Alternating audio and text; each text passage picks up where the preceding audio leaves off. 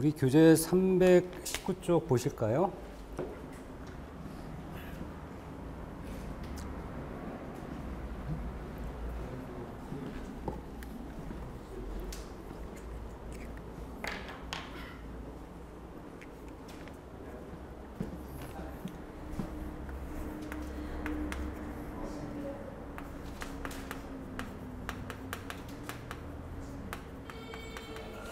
자, 우리 난방도일이라고 나오는데요. 이 난방도일도 한 2번 이상 나왔는데, 이 난방도일 개념이 왜 필요하냐라고 하면, 우리가 결과로만 따지면 이렇게 얘기를 해요. 서울 지방과 부산 지방이 어디가 더 춥죠? 그렇죠. 서울이 춥잖아요. 서울 지역을 하면 약이에요. 예를 들어서 뭐 3000 정도 나오고, 그 다음에 부산 지역을 하면 약 2000 디그리 정도 나온대요. 이런 값은 어떻게 나왔냐? 예를 든 거예요. 이건 뭐냐면, 우리 겨울철이죠. 겨울철은 실내 온도가 높아요? 아니면 실외 온도가 높아요? 실내 온도 높죠. 그러면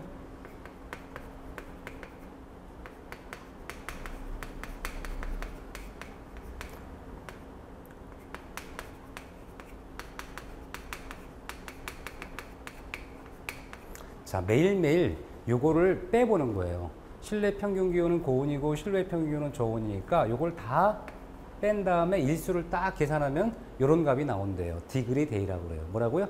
디그리 데이. 그 정도. 디그리 데이가 뭐예요? 날이잖아요. 그러니까 요렇게 나와요. 그럼 실내 평균 기온은 사실은 우리가 인위적으로 조작이 가능해요? 불가능해요? 가능하죠. 근데 실외 평균 기온 인위적으로 조절이 될 수 있어요? 없죠. 그게 뭐냐면 우리가 실내 평균 기온은 인위적으로 조절할 수 있으나 실외 평균 기온은 조절을 할 수가 없기 때문에 지역별로 서로 다른 디그리데이 값이 나오더라, 이런 얘기예요. 그럼 요 디그리데이 값을 했더니 이렇게 나왔다는 얘기 뭘 얘기해요?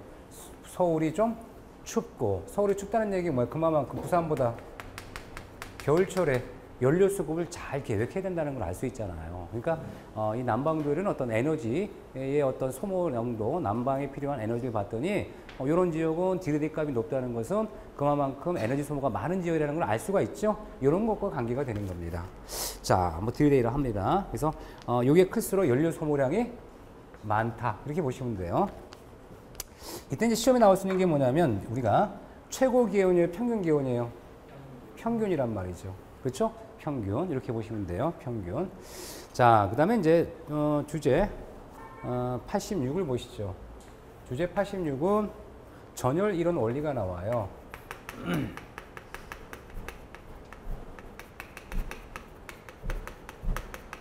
이렇게 나오죠.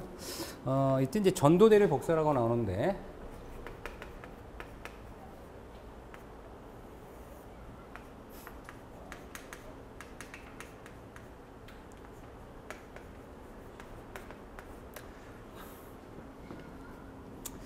그 다음에 이제 열의 전달이 나오네.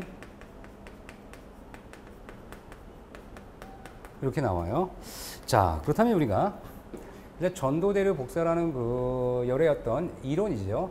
열을 전달시키는 이론이라고 보셔야 되는데, 그 전도의 개념이 뭐냐? 뭐 간단하게 보면 여기 분필 있죠. 한쪽 손은 분필을 잡고 한 사람은 구리막대를 딱 잡고 있어요. 여기다가 똑같이 열을 가하는 거예요. 열.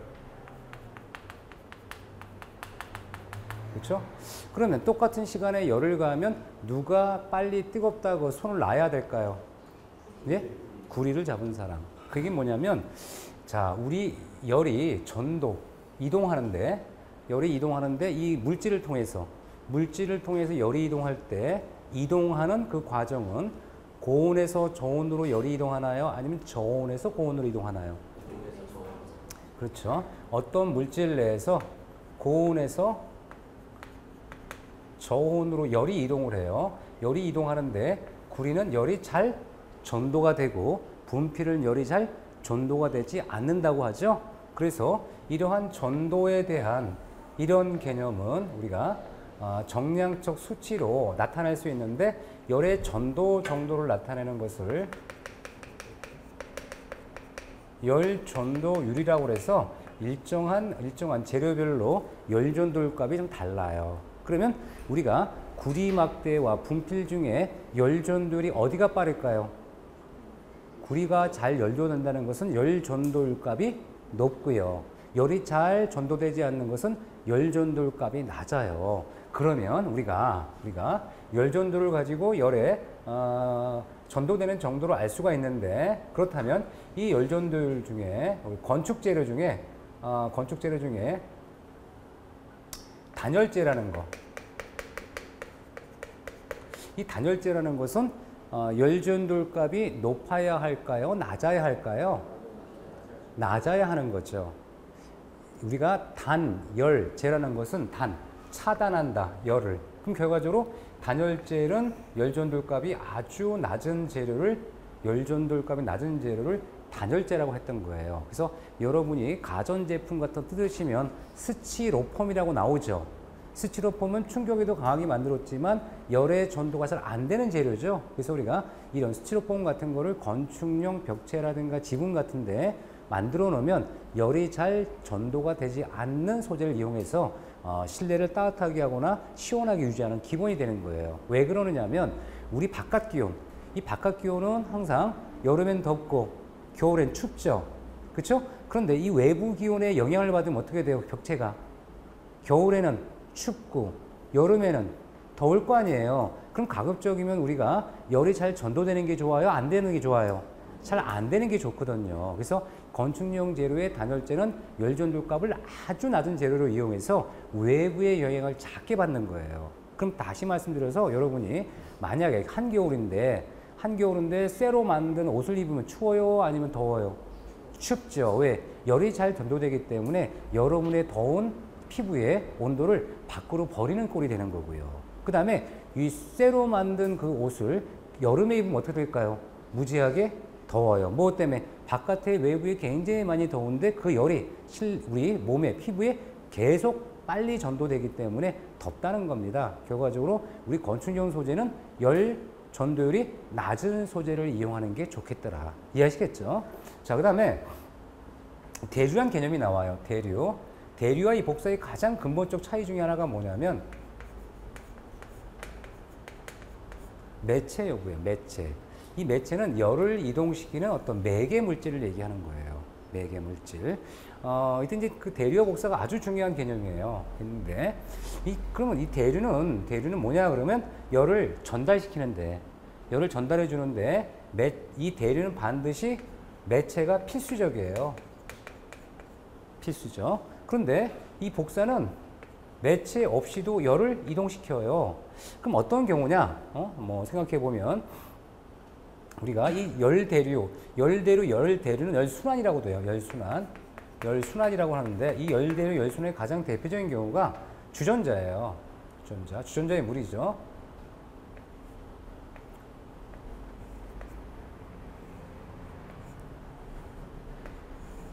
뚜껑을 닫았어요. 열을 가합니다. 열을 가하면 어떻게 돼요? 물이 무거워져요? 가벼워져요? 가벼워지면서 뚜껑을 계속 벌렁거릴 거 아니에요. 그러면 이렇게 물을 끓이는 것, 요 주전자 꼭지에다가 이렇게 위에다가 물통을 하나 올려놔요. 물통에다 이렇게 연결을 해줘요. 그러면 지가 알아서 뜨거운 물은 어디로 올라가요? 주전자에서 물통으로 가겠죠. 여기다 이렇게 수소 꼭지를 딱 내리면 뭐가 돼요? 물이 나오겠죠. 뜨거운 물이 나오죠. 그 다음에 이 식은 물은 다시 어떻게 돼요? 다시 내보내겠죠. 그러면 물이 지가 알아서 뜨거운 물들은 위로 갔다가 식은 물은 아래로 내려가면서 계속적으로 지가 알아서 순환하겠죠. 여기 열대류예요. 그럼 열대류가, 자, 얘가 이 물통이 뜨거워진 이유는 뭐 때문에 뜨거워졌어요? 누가 뜨겁게 물통을 데워줬나요? 물이죠, 물. 그러면 이 물은 뭐가 되는 거야, 이때? 이런 통에서 물 자체는 매체가 돼서 지가 올라갔다 내려갔다 하는 거예요. 매체. 그쵸? 매체가 필요하다는 얘기예요. 매체. 그럼 얘를 달리 얘기해서 얘가 바로 뭐다? 물을 끓이는 기계니까 보일러라고 설비에서 얘기하는 거고요. 그쵸? 큰 물 끓이는 기계. 그 다음에 요거 물통을 우리가 스토리지 탱크 또는 저탕조, 물을 저장했던 탕조, 저탕조 또는 저탕 탱크라고 해요. 우리가 물통을 통을 뭐라 탱크라고 하죠? 물탱크, 뭐 오스탱크 인 것처럼 일정한 이런 용기를 우리가 탱크라고 하니까 얘는 스토리지 탱크 또는 저탕조로 합니다. 저탕조 뭐라고요? 저탕조. 그럼 이렇게 뜨거운 물을 공급하니까 우리 뭐라 그래요? 급탕 설비를 할 수 있는 거죠? 급탕 설비. 이런 것들이 이제 대류 현상이에요. 물을 이용해서 가열을 하면 물이 올라갔다 내려갔다 하더라. 이게 대류. 뭐가 필요하다? 매체가 필수적이라는 얘기입니다. 그러니까 매체를 통해서 열을 이동하면 이것을 대류라고 하는 겁니다. 자, 그 다음에 이 복사라는 개념인데 복사. 이 복사는 매체가 필요 없어요. 그럼 이 복사의 한 예를 들어주면요.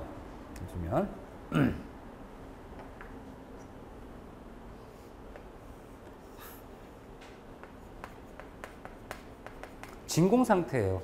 진공 상태라는 것은 지금 현재 공기가 있어요, 없어요? 없죠? 완전히 비어 있는 거죠? 아무것도 없어요. 아무것도 없어. 에너지를 가해서 이 코일을 빨갛게 데워요. 응? 데우면 분명히 매체가 없으니까 대류 현상 나타나요, 안 나타나요? 안 나타나겠죠. 그렇죠? 그런데 시간이 지나면 얘도 어떻게 돼요? 얘도 빨개져요. 그게 뭘 얘기하는 거예요, 지금? 가열된 코일이 있는데 가열되지 않은 코일에도 열이 전달됐죠. 뭘 통해서? 매체 없이도.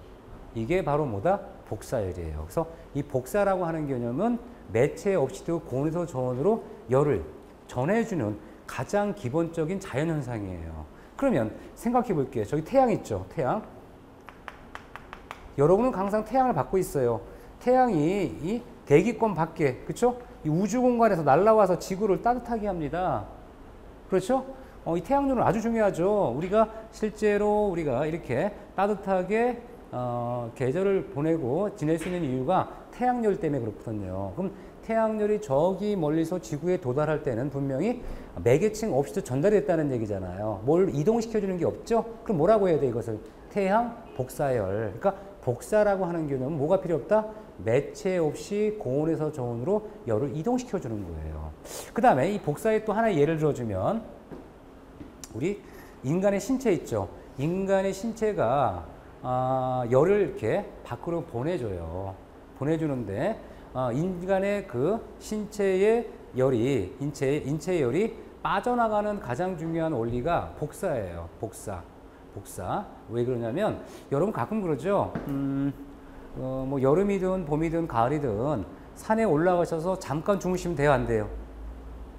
잠깐 주무셔서 저녁까지 주무시면 어떻게 돼요? 다음날 신문에 나와요. 뭐라고요? 얼어 죽었다. 그럼 얼어 죽었다는 얘기는 동태가 되신 거예요? 아니에요? 아니죠. 저체온증이죠. 저체온증은 뭘 얘기해요? 온도가 떨어지는 거예요. 뭐 때문에? 우리의 온도는 36.5도지만 그 저녁이 되면 어떻게 주변 물체의 온도가 높아요, 낮아요? 낮기 때문에 고온에서 저온으로 계속 신체열을 뺏기는 거예요. 이게 바로 복사이거든요. 그러니까 복사라는 것은 매체 없이도 열을 이동하는 현상이다 생각하시면 될 것 같아요. 복사. 자, 그럼 일단 우리 열의 전달이라는 개념이 나오는데요. 열의 전달이라는 개념은 뭐냐면, 자, 보시죠. 열의 전달은 우리가 건축물이 있다 치자고요. 건축물. 이 열 전달은 공기열 전달이 대표적인데요. 벽이에요, 벽체. 벽체가 있고 여기 실내예요. 여기 실외입니다. 실외. 그럼 이 공기가 여름철이에요. 뜨거운 공기가 이렇게 왔다 갔다 하다가 누구랑?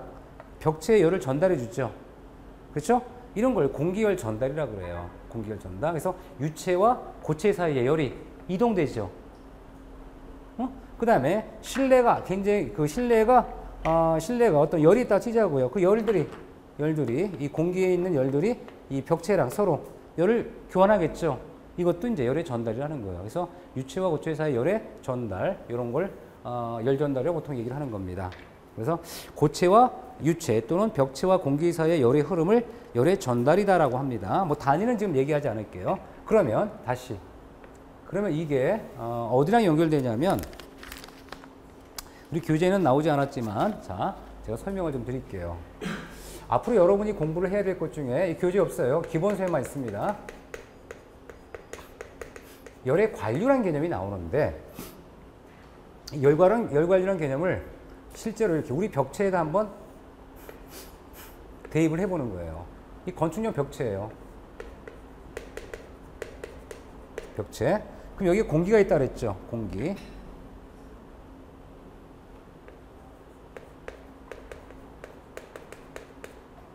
여기는 내부에도 공기가 있고요. 얘는 고체죠. 고체. 자, 그렇다면 이 공기, 이 바깥 공기 내부에 있는데 겨울철이라 생각하죠. 겨울. 겨울은 실내 온도가 높죠. 응? 높으니까 더운 공기. 응? 높아요. 그렇죠? 굉장히 높습니다. 높고 밖에는 굉장히 한기가 돌아요. 그러면 항상 기본이 뭐냐면 항상 기본이 열이라는 것은 높은 데서 낮은 곳으로 낮은 데서 높은 곳으로 이동을 한다. 높은 데서 낮은 곳으로 이동하죠. 그럼 여기 열이 실제로는 뭐다 이렇게 해서 이렇게 빠져나가죠. 열이 빠져나가죠. 열이 빠져나갑니다. 그럼 이렇게 열이 통과했다는 뜻이죠. 통과. 열이 통과하는 이 전체적인 현상을 열관류라고 합니다. 뭐라고요? 열관류. 실내의 더운 열이 밖으로 빠져나가는 거예요. 그러면 열이 관통한 열관류인데 건축용 재료라는 것은 그럼 열관류가 잘 되어야 돼요? 잘 안 되어야 돼요? 잘 안 되어야 되죠? 그러면 이 열관류가 잘 안 되기 위해선 여기 공기와 벽체와의 열의 전달 과정을 뭐라 그랬어요? 열의 전도예요? 전달이에요? 열의 전달이죠. 그래서 내부 공기 열의 전달 과정이 있는 거고요. 그 다음에 이렇게 이 벽체 내부에선 고체죠. 고체의 고온에서 저온으로 열이 이동하는 현상을 뭐라 그랬었죠? 아까? 전도. 그러면 열의 전도 과정. 그 다음에 이렇게 찬 공기. 요 약간 데펴진 벽체와 이 공기 간의 열의 이동을 또 뭐라고 그래야 돼요?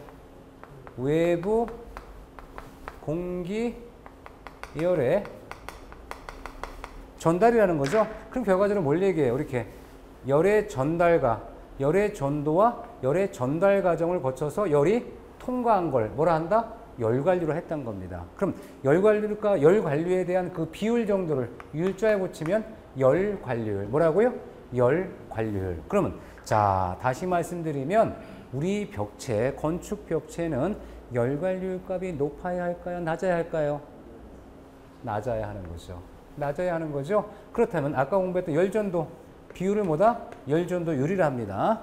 그럼 열전도율 값이 높아야 할까요? 낮아야 할까요? 낮아야 하는 거죠. 그렇죠? 근데 이 공기열 전달 이것은 사실 얘기하기 어렵죠. 왜? 공기의 순수한 특징이기 때문에 어쨌든 얘네들을 이렇게 있다고 치는 거예요. 그래서 현재 열관류 값이 낮기 위해선 열이 잘 빠져나가지 않기 위해선 이 벽체의 두께죠. 벽체의 두께를 두껍게 해야 될까요? 얇게 해야 될까요? 두껍게 해야 되는 거죠. 한마디로 겨울에 춥다 그러면 옷을 두껍게 입어요? 얇게 입어요? 두껍게 입죠? 그럼 결과적으로 열 관류를 낮추기 위해서는 자 보세요. 열 관류를 낮추기 위해선 우리가 벽체의 두께를 두껍게 해라 얇게 해라? 두껍게 하고 재료의 열전도율을 높여야 돼요? 낮춰야 돼요? 낮춰야 되는 거죠. 이게 정답이죠. 그래서 결과적으로 우리는 뭘 할 수 있냐면 어떤 건물에 열이 잘 빠져나가지 않기 위해선 한마디로 열관류 값을 낮춰주기 위해선 어떤 재료가 필요하다? 똑같은 재료라면 두께를 두껍게 하고 우리가 동일한 두께라면 열전도율 값을 낮추는 게 좋더라. 이게 정답이죠. 그래서 우리는 이런 것들을 잘 이해하시면 나중에 우리 기본서 공부할 때나 아니면 나중에 문제풀이 할 때 도움이 되실 거예요. 열관류 개념. 교재에 없었지만 기본서엔 있어요. 그래서 우리가 전열 이론을 딱 뭘로 우리 건축용 벽체로 딱 응용을 하면 이런 게 되는 거예요. 이렇게 관련되는 거를 좀 수식으로 나타내면 우승 과정에 우리가 심화나 응용 과정엔 요거를 수식으로 표현해서 계산하는 방법을 제가 설명해 드려요. 근데 오늘은 기초 강좌니까 기본 개념만, 기본 개념만. 자, 그 다음에 교재 320쪽 가면 위생설비라고 나오죠.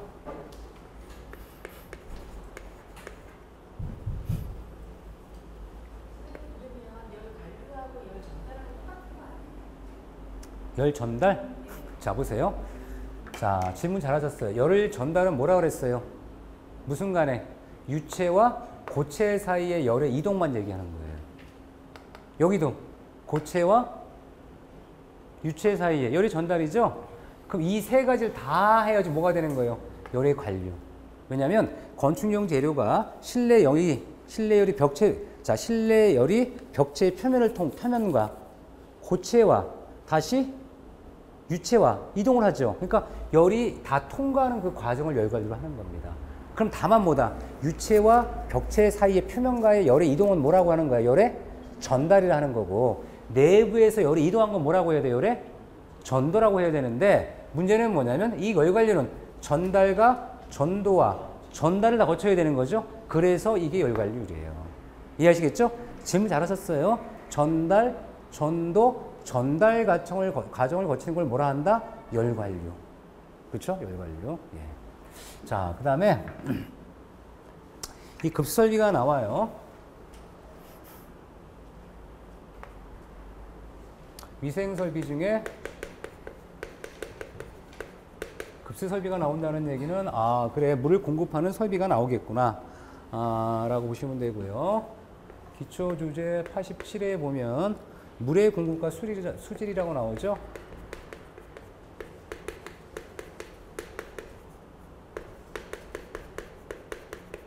물의 공급과 수질이라고 나오고요. 이건 출제가 많이 됐던 문제인데요. 일단 지하수 급수 과정이 나와요. 채수,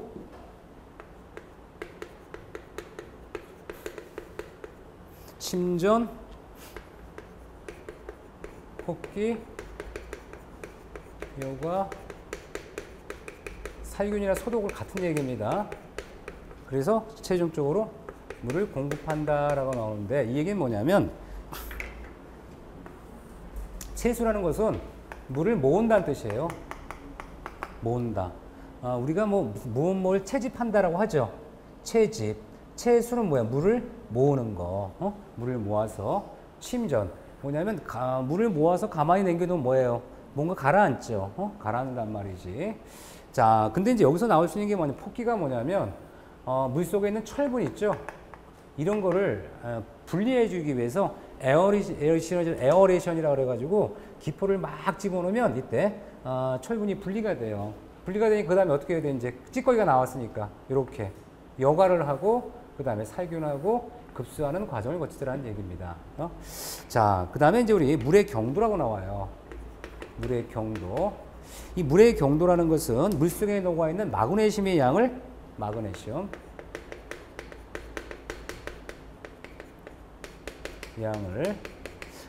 이것에 대응하는 탄산칼슘, 이것에 대응하는 이 탄산칼슘의 양으로 표시했는데, 이 탄산칼슘의 양이 너무 작아서 100만 분의 1 비율로 100만 분의 1로 표시했대요. 그럼 100만 분의 1을 표시하는 것을 우리 뭐라고 하냐면 ppm이라고 한대요. ppm, parts per million이라서 이게 100만 분의 1이라는 거예요. 그러면 우리가 중요한 것은 뭘 기억해야 돼요? 물의 경도라는 것은 수질의 내용을 알기 위해서 이 물이 보일러수에 적합한지 아니면 세탁기에 적합한지 먹는 물에 적합한지를 우리가 알아야 되는 거예요.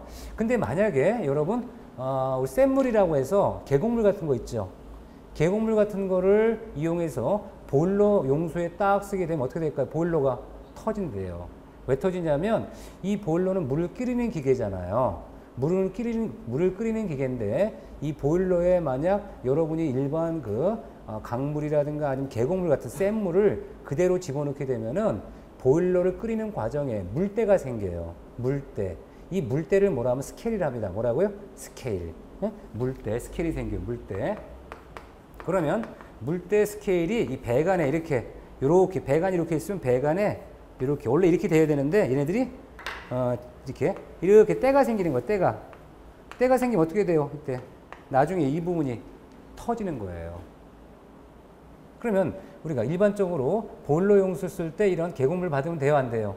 안 되겠죠. 그러면 우리가 기본적으로 보일러 용수라든가 세탁용수 쓸 때는 물의 경도를 잘 살펴서 그 물이 보일러 용수나 또는 세탁에 적합한 물인지를 확인해야 되는 거고요. 그럼 뭘 알 수 있어야 돼요? 물의 경도를 알면 되는데 이 물의 경도에 따라 ppm 100만 분의 1에 따라 우리가 이렇게 연수냐, 연수 또는 우리 적수냐, 경수냐라고 하는데 아까 얘기한 계곡물은 경수, 딱딱한 물, 센 물이라고 그래요. 그러면 이 적수라는 것은 그 탄산칼슘의 양을 이에 대응한 탄산칼슘 100만 분의 1 따지면 90에서 110ppm 정도고요.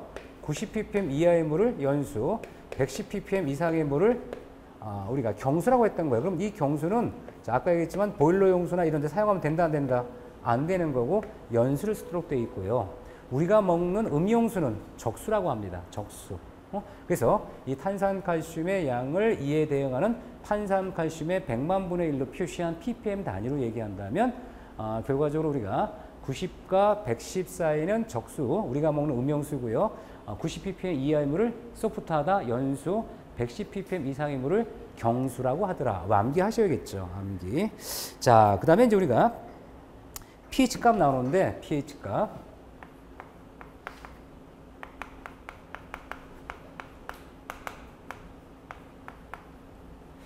pH는 우리 수소이온 농도라고 보통 얘기를 해요. 근데 이 pH 값을 보면은 7 정도가 중성이에요. 중성. 그럼 7보다 크다 그럼 우리는 알카리성이라 하고요. 7보다 작으면 산성이라 하는데 우리가 먹는 음용수는요. 5.8에 8.5 정도, 이 정도, 그렇죠? 이 정도 값을 주로 쓰는 겁니다. 우리가 먹는 음용수, 수돗물 적합한 것은 5.8에 8.5 이하다. 기억하시면 돼요.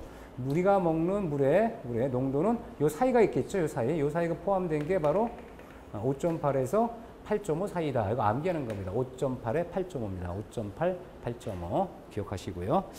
자, 그 다음에 우리 참고 삼아 말씀드릴 건 뭐냐면 보통 우리 콘크리트 있죠. 콘크리트를 처음 타설하게 되면 알카리성이에요? 산성이에요? 알카리성이라고 했었잖아요. 그렇죠? 이런 거 기억하는 거야. 수소이온 농도가 이렇게 어떤 성질을 나타내는 기본적 특징을 우리가 알 수 있구나 보시면 되고요. 그 다음에 기초 주제 88. 88 보시면 야 벌써 88개나 공부하신 거네 주제를. 그죠? 공부량이 어때요? 많죠? 그렇죠? 예, 많죠. 예, 벌써 87개까지 공부한 거예요. 88개면 급설비행 나오죠?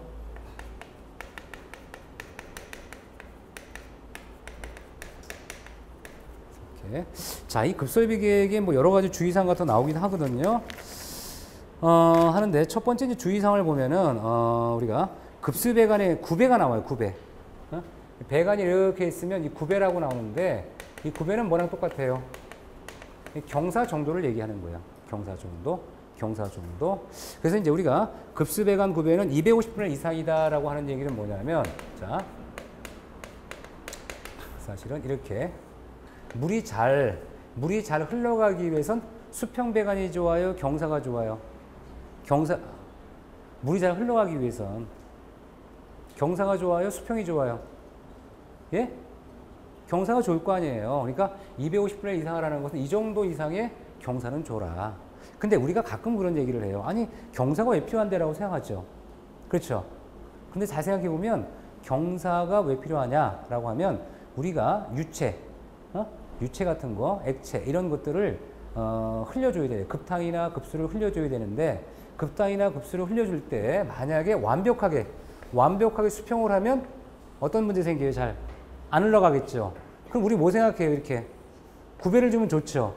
근데 구배를 주면, 자 보세요. 구배를 주면, 자 아까 얘는 요만큼밖에 치수가 안 필요해. 요만큼. 근데 구배를 세게 줬어. 그럼 어떻게 돼요? 구배를 세게 주면, 똑같은 지름이라도 세게 주면 공간이 많이 필요해, 적게 필요해요? 많이 필요하거든. 그러니까 가급적이면 우리는 뭐 생각하면 되냐면, 구배를 세게 하면 좋은데, 세게 하면 스페이스를 많이 차지하죠. 건축 내 공간이 많이 필요로 하기 때문에 가급적이면 적절한 구배를 맞추려고 해요. 이해하시겠어요? 그러니까 뭐냐면, 생각하면 알잖아. 우리가 물을 잘 흘러내려야 돼. 그럼 어떻게 해야 돼요? 구배를 크게 잡아야 되잖아. 경사를 크게 잡아야 되는데, 경사를 크게 잡으려면 뭐가 많이 필요하다? 공간이 많이 필요하니까. 하지만 그럼에도 불구하고 최소한 얼마다?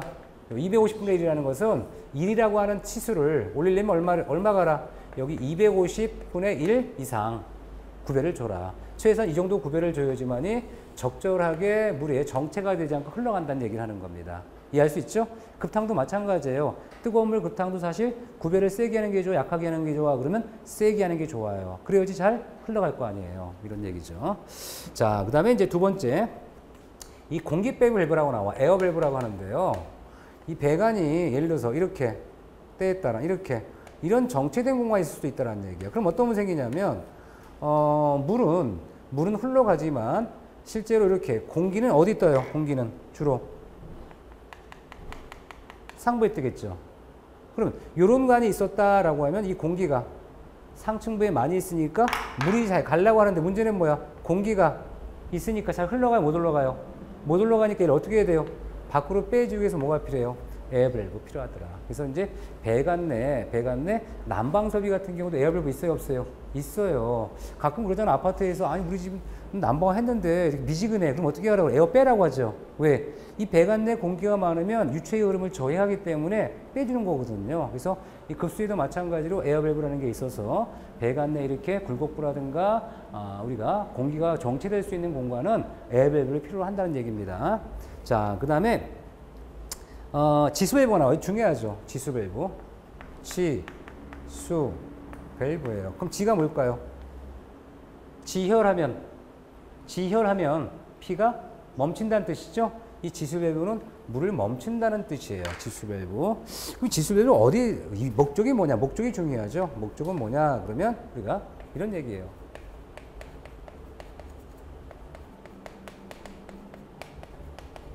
자, 읽어보세요. 뭐라고 썼어요, 제가? 다시 한번 뭐라고요? 국부적 단수 처리예요. 이 얘기가 뭐냐면, 자, 우리 이제 일반 건물, 중규모 건물 같은 경우는요, 건물 내에 물탱크가 있어요.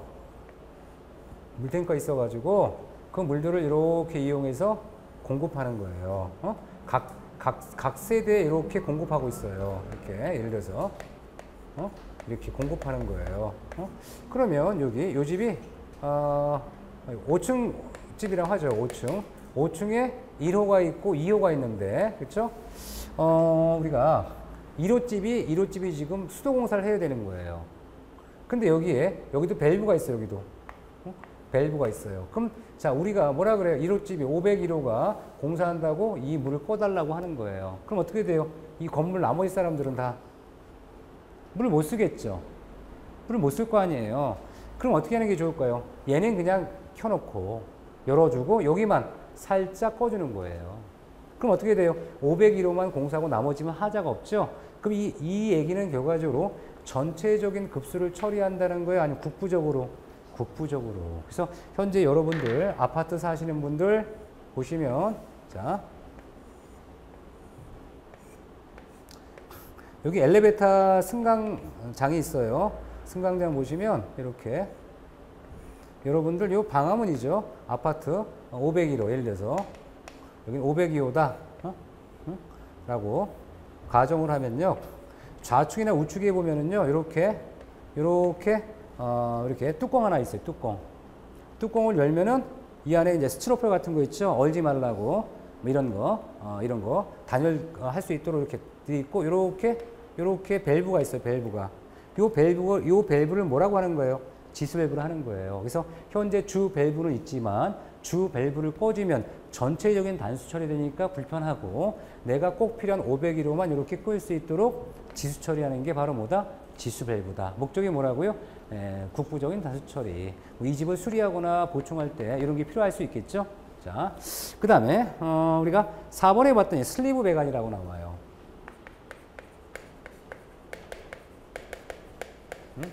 이 슬리브 배관이 뭐냐? 슬리브 배관. 우리 이 슬리브 배관은 사실은 우리 건축 용어 중에 현장에 보면 잘 알 수가 있는데, 자, 우리가 여기 파이프로 이렇게 연결을 해야 돼요. 관통이 돼야 돼요. 여기는 뭘로 만들었다? 바닥이니까. 바닥이나 보는, 특히 바닥 같은 경우는 철근 콘크리트 구조로 만들었어요. 그러면 철콘크리트 구조라는 것은 이 밑에 뭐가 있다? 여기 철근이 이런 식으로 있고, 여기 이렇게 관통이 돼서 콘크리트를 친 거예요. 그러면 자, 쳤습니다. 근데 이 구조물, 콘크리트 구조물은 몇십 년 간다고 그랬었죠? 뭐 60년이 갈 수도 있고 100년이 갈 수도 있어요. 근데 설비 배관은 사실은 오랫동안 못 가죠.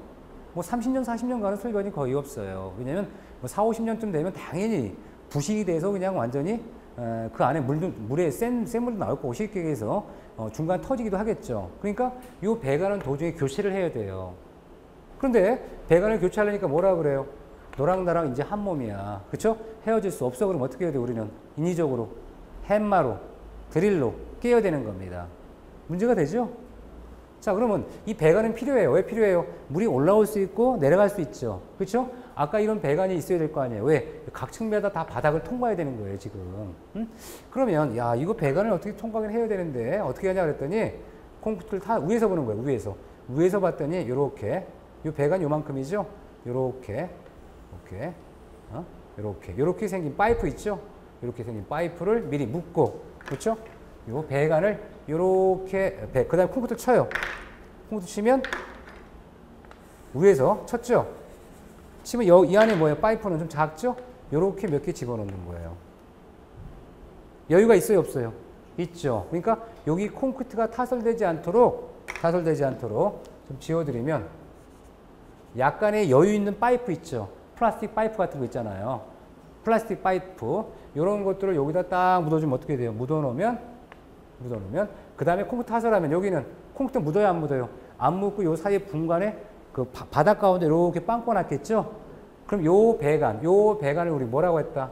슬리브 배관이랍니다. 그럼 슬리브 배관 목적은 뭐랑 관계 있다? 유지 보수와 관련이 돼요.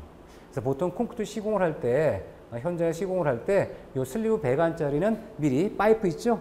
파이프 같은 거 미리 묻어줘요.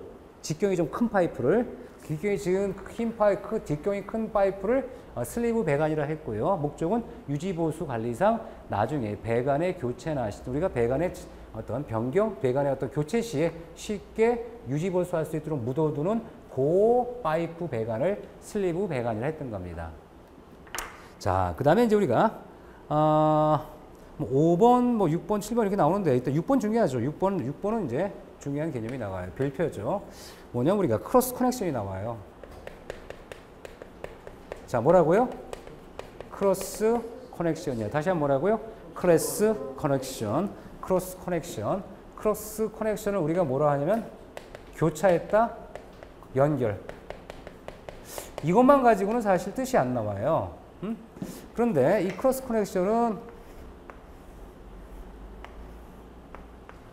no, 하지 말아야 돼요. 그럼 크로스 커넥션이 뭐냐 이거지.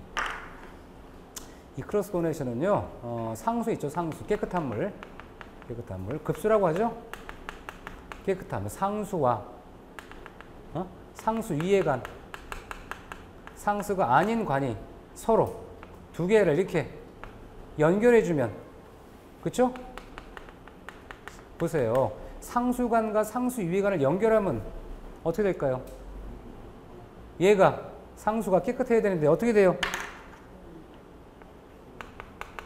오염이 되겠지. 그래서 연결하지 말란 뜻이에요. 크로스 커넥션은 한다, 하지 않는다? 하지 않는다는 뜻이에요. 그러면 자, 우리가 상수관이 오염된 경우 한번 얘기해 줄게요. 자, 물탱크예요, 물탱크. 물탱크가 있는데 물탱크는 깨끗한 물이죠. 우리가 깨끗한 물을 상수라고 합니다. 그래서 우리가 급수가 됐다 그러면 상수라 하고요. 물을 버린다 그러면 하수라 그래요. 하수. 하수. 그래서 상수는 깨끗한 물, 하수는 더러운 물에 생각하시면 돼요. 그러면 자, 물이 이렇게 배관이 올라왔어요. 배관을 통해서 깨끗한 물이 올라왔습니다. 올라왔고요. 그런데 이때 이제 이 펌프가 망가질 일 같은 게 생기기 때문에 때에 따른 얘가 넘친다면 이렇게 안전상 이렇게 물을 버릴 수 있는 이런 관을 만들어줘요. 그게 뭐냐면 이 펌프가 망가지면 계속 물이 찰 수 있을 거 아니에요. 그래서 이거를 뭐냐면 넘친관이라고 그래요. 뭐라고요? 넘친관 또는 오버플로관이라고 그래요. 물탱크실에 보면. 그래서 여러분 아마 옥상에 올라가시면 물탱크 같은 거 보시면 거기에 이렇게 물 빠지는 구멍이 파이프가 하나 있을 거예요. 그런데 여기 옆에 우리가 이제 엘리베이터실이나 이런 것 때문에 이렇게 건물이 또 이렇게 연결돼 있어요. 그럼 이렇게 연결돼 있다 보니까 우리가 이렇게 물을 받아서 버리는 이런 장치가 필요해요. 물을 버려야 되니까. 왜? 비가 막 오면 물을 버려야 될 거 아니에요. 그렇죠? 이렇게 놓고 여기다가 그렇죠? 이렇게 놓으면 어떻게 될까요? 평상시 지장 없죠. 그렇죠? 근데 문제는 뭐냐면 자, 여기 만약에 찌꺼기가 꼈어 이렇게. 그런데 더러운 물들이 그렇죠? 더러운 물 노랗게 마시간물들이 이렇게 어디로 가요? 급수관을 오염시키겠네. 그 물 드시면 좋을까요? 안 좋잖아요. 그게 뭘 얘기해요? 얘는 무슨 관이에요 지금? 상수죠. 얘는 뭐 해야 돼? 오염된 물이니까. 상수 이외의 배관이죠. 얘가 어떻게 됐어요? 연결됐죠? 요런 현상을 뭐라 그래요? 요런 현상을 뭐라 한다? 크로스 커넥션. 그럼 크로스 커넥션 해야 돼요? 안 해야 돼요? 하지 말아야죠. 그래서 크로스 커넥션은 하지 말란 뜻이에요. 그럼 어떻게 하면 돼요? 얘를 이렇게 하지 마는 거예요. 하지 않고 어떻게 하면 되냐? 여기다가 이렇게 연결을 해줘요. 그럼 어떻게 될까요? 물이 혹시나 사고가 나서 넘칠 때는 떨어지니까 위로 역류가 돼요, 안 돼요? 안 되죠? 그렇죠? 그러면 이걸 뭐라고 하냐면 이런 방법을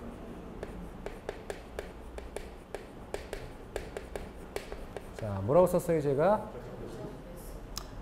간접 배수죠? 간접 배수. 그래서 이렇게 상수관과 상수위외관이 연결된 문제가 생길 때는 직접 배수가 아니라 간접 배수를 통해서 크로스 커넥션 하지 말도록 설계를 해라. 이런 뜻입니다.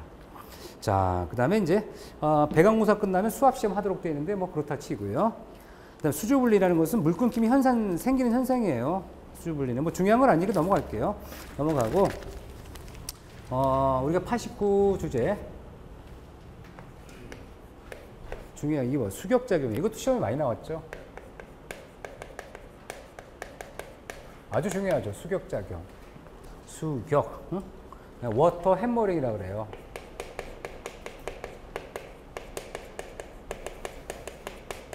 그럼 일단 우리가 이 워터는 뭐예요? 물이죠, 물. 물. 해머링이라는 것은 뭐예요? 망치로 때린다는 뜻이죠. 여러분이 망치로 뭔가 때리면 어떤 소리가 들려요? 붕붕붕 소리가 들리죠. 그러면 이 수격장이라는 얘기를 이렇게 보시면 어떨까요?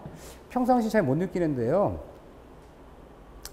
한 뭐 새벽 4, 5시에 항상 샤워하시는 분이 있어요. 어딘가 윗집에. 그쵸? 그 새벽에 잠잘라 그러면 물소리가 샤 소리가 나. 그죠? 사소리 나기도 하고 물이 배관이 울리기도 해. 울리면 어떻게 드르륵 거리겠죠? 이걸 뭐라 그래요? 수격작용을 합니다. 워터 해머링. 워터 해머링. 그러면 이 워터 해머링은 우리가 원인이 있고 대책이 있어요. 대책.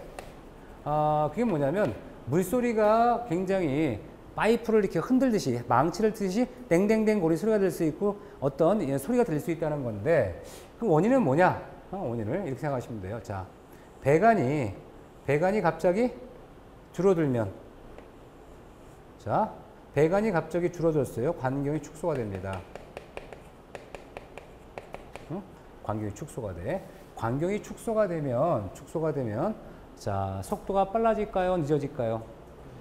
예? 빨라지겠죠? 빨라집니다. 또는 우리가 배관 내 압력이 너무 지나치게 높다든가 또는 자 보세요. 수격작용은 물의 충격인데 급격하게 조족하는 거예요. 높은 건물에서. 높은 건물 1층에서 물을 탁 틀었다가 탁 껐다 그러면 어떻게 돼? 물이 쫙 내려오다가 갑자기 꽝 하고 붙을 거 아니에요. 어? 급격한 조작 등을 한다든가. 이렇게 되면 뭐가 난다? 이런 현상이 나타나더란 얘기죠. 자, 그 다음에 유속이 빠르다든가, 그렇죠? 유속이 지나치게 높다든가. 그럼 대책은 뭡니까?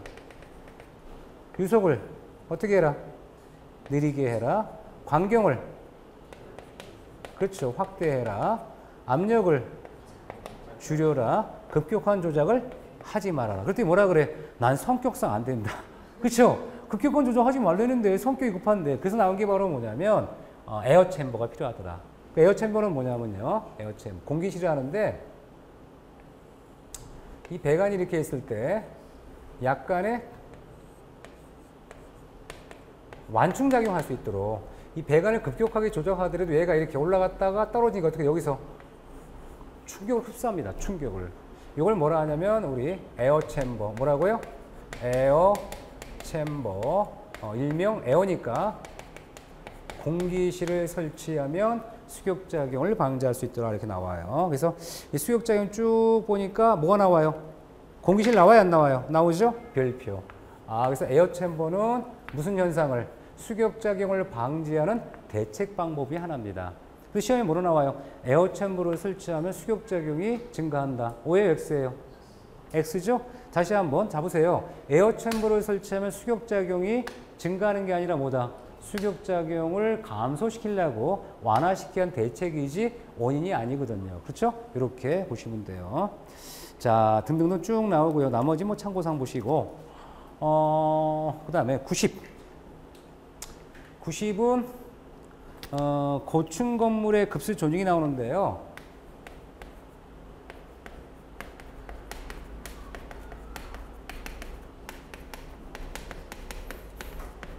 조닝. 요거에 대해서 한번 알아볼게요. 우리가 이제 일단 건물 높이가 높다 그러면 우리가 압력이 높아요. 우리 아까 공부했었죠. 아까 얘기한 것처럼 물기둥의 높이가 높으면 높을수록 어떤 문제 생겨요? 여기 압력은 이 높이가 높으면 높이가 아주 높아지면 압력은 더 커질 거 아니에요. 그런데 우리가 한번 느꼈을 거예요. 여러분 그 고층 건물의 1층 같은 데 있죠. 옛날 건물 특히나 그런 건물 딱 보시면 물을 틀 때 조심해야 돼요. 왜 조심해요? 물을 딱 좀 보통 여러분 가정에 쓰는 물을 쫙 한번 덥다 쫙 하면 어떻게 돼요? 물이 너무 세가지고 막 이상한데 막 묻죠, 그렇죠? 그런 경우가 가끔 생겨요. 뭐냐면 물을 틀면 너무 센 거예요, 물이 세요. 그럼 사실은 물이 세다는 건 너무 좋다, 나쁘다? 별로 안 좋을 수 있어요. 너무 세면은. 물이 약해도 문제지만 너무 세도 문제가 되고요. 그 다음에 또 이렇게 물을 갑자기 이렇게 물기둥 높이가 높다 보니까 압력이 차이 때문에 소음도 커질 수도 있고요. 중요한 건 뭐냐면 갑작스럽게 압력이 작용하니까 그 밸브나 이런 고무류 같은 게 망가질 수도 있어요. 소음도 클 수 있고요. 그래서 이 고층 건물은 지나치게 압력이 높으면 안 되기 때문에 보통 주거용은 30에서 40m마다 또는 업무용은 40에서 50m마다 물기둥을 끊어주는 걸 조닝이라고 그래요. 물기둥 끊어주는 거. 그래서 이 급수 조닝은 압력을 높이기 위한 거예요? 압력을 일정하게 유지하는 거예요? 일정하게 유지하는 거예요. 지나치게 높은 압력을 하지 말아라는 뜻이에요. 그래서 우리가 수압차가 크면 문제가 생기니까 수역작용이 생기고 하니까 급수 압력이 균등하다라고요. 급수 압력의 균등화. 뭐라고요? 급수 압력의 균등화를 위해서 물기둥을 끊어주는 겁니다. 물기둥. 그래서 주거용은 30에서 40m, 이 업무용은 40에서 50m 외워야 돼요. 이 정도의 물기둥을 끊어주겠다. 이게 급수를 조닝, 구분한다는 뜻이에요. 조닝이라는 게 구분한다, 구획하다는 뜻이니까 건물의 물기둥의 높이를 좀 끊어주는구나. 몇 미터마다? 30에서 40, 업무용은 40에서 50m마다. 그렇죠?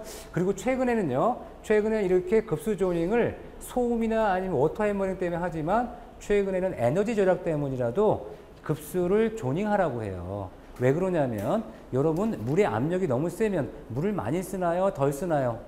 많이 쓰기 때문에 지금은 아파트 세대별로 급수 조닝을 해서 엄격하게 조닝을 제한하고 있습니다. 이해하시겠죠? 너무 지나치게 압력이 세도 사용상 불편할 수 있다든가 물의 사용량이 많다든가 오토메모리 현상이 나타나서 소음이 클 수도 있기 때문에 일정량의 어떤 급수 압력이 균등하기 위해서 이런 게 필요할 수 있다는 얘기입니다. 여기까지 하시고 91주제는 다음 시간에.